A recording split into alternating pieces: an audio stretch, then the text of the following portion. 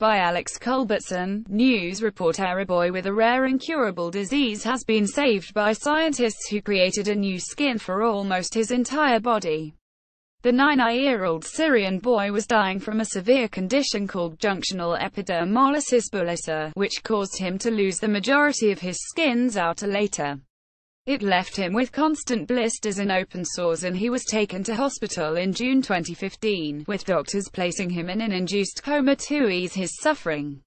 Video how doctors saved boy dying from skin disease. Doctors at the Children's Hospital at Ruhr University in Bochum, Germany, tried using skin grafts from his father and donors, but they all failed. The child was being prepared for palliative care, but after his desperate parents asked about experimental treatments, Dr. Michele De Luca, of the University of Modena in Italy, was called in to help. He and his colleagues had previously used gene therapy to produce a small piece of skin in a similar case. The boy's parents were told their son may not survive the complicated surgeries. "It was a tough decision for us. But we wanted to try for our son," his father said. "We were forced to do something dramatic because this kid was dying," said Dr. De Luca. Doctors took a small piece of the boy's limited healthy skin and added those cells to the disease gene to genetically modify them in a laboratory. They then grew sheets of the modified skin, totaling a square meter.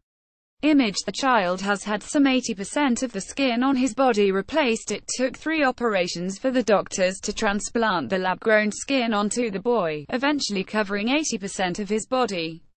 Just 10 days later, his new skin was already beginning to grow, Dr. De Luca said. 8 months on, doctors say nearly all of the boy's skin has been generated by the modified skin cells. He is now able to play football, and does not even have to take medication. Dr. Tobias Rothef, one of the doctors originally looking after the boy, said this kid is back to his normal life again. "That's what we dreamed of doing, and it was possible." The science behind the case was published on Wednesday in the journal Nature. "This takes us a huge step forward," said Dr. Peter Marinkovich, of Stanford University School of Medicine, who has carried out related work. He said it was impressive the doctors were able to make such large amounts of viable skin after correcting the genetic defect. But he said in more serious cases, complications, such as skin blistering in the lungs, the procedure may not work. He said many patients do not survive beyond age 2, and using the treatment for babies could be even riskier.